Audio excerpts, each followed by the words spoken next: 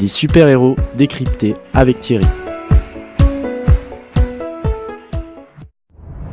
Une chevelure blonde, une cape rouge, une cotte de maille étincelante, des éclairs jaillissant de son arme, le puissant Thor fait tournoyer son marteau en pleine bataille.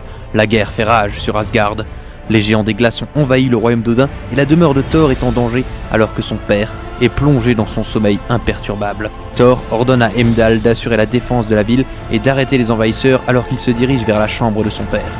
Arrivé à la porte scellée, Thor voit deux géants des glaces marteler la porte à coups de bélier, ainsi que son demi-frère ennemi, Loki, de dos, qui tente étrangement d'arrêter les géants des glaces alors que c'est lui qui les a vraisemblablement menés ici. Loki ne semble pas avoir vu Thor, alors que ce dernier lance son marteau à toute vitesse sur Loki, celui-ci dessinant un sourire sur son visage au dernier instant.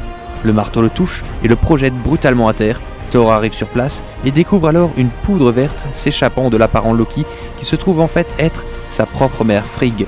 Le véritable Loki apparaît, fou de rage et de tristesse. Thor empoigne son marteau mais n'arrive plus à le soulever. Loki lui susurre alors qu'il n'en est plus digne. C'est alors qu'un bruit éclate, la porte scellée vole en éclats et en sort le tout-puissant Odin sorti de son sommeil. Il neutralise alors Loki. Heimdall arrive et confirme que la menace des géants des glaces est enrayée. Thor se sent coupable, mais voilà que Frigg revient à elle et Odin lui pardonne, le rendant ainsi à nouveau digne de porter le marteau Mjolnir. Asgard est sauf.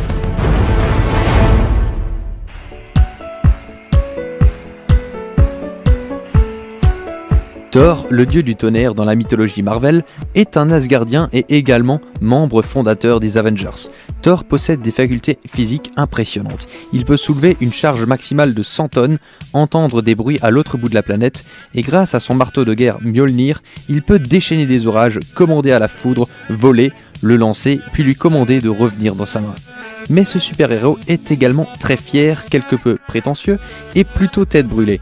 Il agit parfois par impulsion, sans trop réfléchir aux conséquences. Ne sommes-nous pas quelquefois semblables à ce Thor, à chercher à nous en sortir par nous-mêmes, à foncer tête baissée?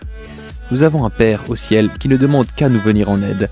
L'image d'un Thor déchu, en pénitence sur terre, me fait penser à l'histoire du fils prodigue dans Luc chapitre 15, qui revient vers son Père car il a compris le sens des vraies valeurs.